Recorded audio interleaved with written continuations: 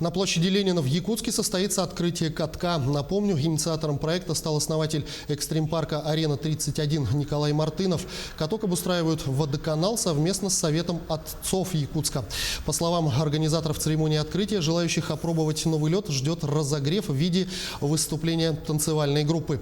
Помимо прочего, рядом обустроена небольшая кофейня, где каждый желающий сможет согреться.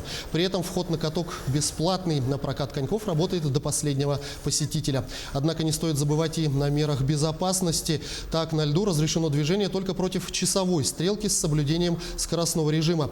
А дети до 12 лет встать на лед смогут только при сопровождении взрослых. Получается, в будние дни начинает работать с 12 до 9-10 часов вечера. А в выходные дни, получается, будет работать с 11 до 11 вечера.